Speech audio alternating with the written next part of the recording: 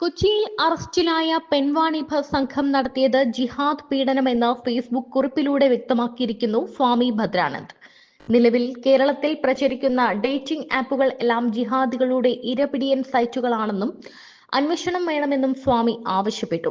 മാത്രമല്ല, ഇത്തരം ആപ്പുകളിൽ പെൺകുട്ടികൾ അകപ്പെടാതിരിക്കാൻ ജാഗ്രത വേണം. മാതാപിതാക്കളും ഇത്തരം ആപ്പുകൾക്കെതിരെ രംഗത്ത് വന്ന് പോലീസിൽ വിവരങ്ങൾ കൈമാറണമെന്നും സ്വാമി ആവശ്യപ്പെട്ടു. ഇപ്പോൾ ഇതുമായി ബന്ധപ്പെട്ട് ഹിന്ദു മഹാസഭ പ്രസിഡന്റ് കൂടിയായ സ്വാമി ഭദ്രാനന്ദയുടെ ഫേസ്ബുക്ക് കുറിപ്പ് വൈറലാകുന്നു. കുറിപ്പ് ഇങ്ങനെയാണ്: സ്ത്രീകൾ സൂക്ഷിക്കുക, ഡേറ്റിംഗ് ആപ്പിലൂടെയുള്ള ജിഹാദ് പീഡനം. ഡേറ്റിംഗ് ആപ്പായ അരികയിലൂടെ 40ഓളം സ്ത്രീകളെ ജിഹാദികൾ കുടുക്കി. ഓൺലൈൻ ഡേറ്റിംഗ് ആപ്പിലൂടെ സൗഹൃദം നടിച്ച് വലയിലാക്കി നിരവധി സ്ത്രീകളെ കബളിപ്പിച്ച് ലൈംഗിക പീഡനം നടത്തുകയും നഗ്ന ചിത്രങ്ങൾ പകർത്തി ഭീഷണിപ്പെടുത്തി തുടർ പീഡനം നടത്തുകയും സാമ്പത്തിക ചൂഷണം സ്ഥിരമാക്കിയ ഫഹദ് ഹനീഫ എന്നയാളാണ് എറണാകുളം നോർത്ത് പോലീസിന്റെ പിടിയിലായത്. പാലക്കാട് സ്വദേശിനിയായ യുവതിയുടെ പരാതിയിന്മേലാണ് അറസ്റ്റ്. ഫഹദ് ഹനീഫ താൻ അനാഥനാണെന്നും വലിയ ബിസിനസ് സാമ്രാജ്യത്തിന്റെ ഉടമയാണെന്നും മ്യൂസിക് പാഷനായതിനാൽ വിദേശ സർവകലാശാലകളിൽ പഠിപ്പിക്കുന്ന ആളാണെന്നും ഒക്കെയാണ് സ്ത്രീകളോട് പരിചയപ്പെടുമ്പോൾ പീഡനവീരൻ പറയുക. അതോടൊപ്പം തന്റെ കോടിക്കണക്കിന് വരുന്ന പണം എൻഫോഴ്സ്മെന്റ് പിടിച്ചിരിക്കുകയാണെന്നും അതിന്റെ ടാക്സ് അടച്ചാലേ പണം വിട്ടുകിട്ടുകയുള്ളൂ എന്നുമാണ് ഫഹദ് ഹനീഫ ഇരകളോട് പറയുന്നത്. ഇത്തരത്തിൽ ഓരോ ആവശ്യങ്ങൾ പറഞ്ഞാണ് ഇരകളിൽ നിന്നും പണം ഫഹദ് ഹനീഫ തട്ടുന്നത്.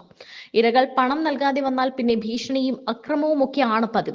അതോടൊപ്പം പണം തിരിച്ചു ചോദിച്ചു തുടങ്ങുമ്പോൾ തനിക്ക് ക്യാൻസർ ആയതിനാൽ വിദേശത്ത് ചികിത്സയിലാണെന്നും മറ്റു പറയുകയും തന്റെ PS ആണെന്നും ഡോക്ടർ ആണെന്നും ഒക്കെ പറഞ്ഞ് വോയിസ് ചേഞ്ച് ചെയ്യാൻ സഹായിക്കുന്ന ഡിവൈസിലൂടെ ഇയാൾ തന്നെ ശബ്ദം മാറ്റി വിളിക്കുകയും ചെയ്യും. കൊച്ചിയിലെ പ്രശസ്തമായ പല ഹോട്ടലുകളും ഇയാളുടേതാണെന്നും ഒക്കെ ഇയാൾ തട്ടിവിടുന്നുണ്ട്. ഇത്തരത്തിൽ ഇയാളുടേതാണെന്ന് വിശ്വസിപ്പിച്ച ഹോട്ടലുകളിൽ പല പെൺകുട്ടികളെ കൊണ്ടുവരികയും അവരെ താമസിപ്പിച്ച് ചൂഷണം ചെയ്തു വരികയും ചെയ്ത കൊച്ചിയിലെ PGS വേദാന്ത ഹോട്ടലിൽ വെച്ചാണ് കഴിഞ്ഞ ദിവസം എറണാകുളം ടൗൺ നോർത്ത് പോലീസ് ഇയാളെ അറസ്റ്റും ചെയ്തത്. കേസിന് ആസ്പദമായ സംഭവം നടക്കുന്നത് ഒരു വർഷം മുൻപാണ്. പാലക്കാട് സ്വദേശിനിയായ യുവതി ഇയാൾ അരികെ ആപ്പിലൂടെ പരിചയപ്പെടുന്നു. സെപ്പറേറ്റഡ് ആയതും ഡിവോഴ്സ്ഡ് ആയതുമായ സ്ത്രീകളെയാണ് ഇയാൾ പ്രധാനമായും ഉന്നമിടുക.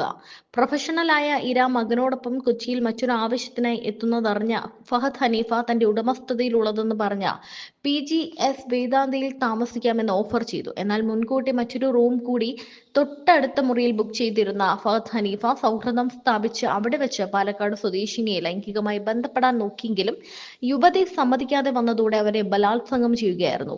ഈ സമയത്ത് പകർത്തിയ നഗ്ന ദൃശ്യങ്ങൾ ഉപയോഗിച്ച് തുടർ പീഡനവും. ഏതാണ്ട് 52 ലക്ഷത്തോളം രൂപയും പലപ്പോഴായി ഫഹദ് ഹനീഫ തട്ടിയെടുക്കുകയും ചെയ്തു. ഈ പണമെല്ലാം തന്നെ ബാങ്ക് ട്രാൻസ്ഫർ മുഖാന്തരമാണ് കൈക്കലാക്കിയിരിക്കുന്നത്.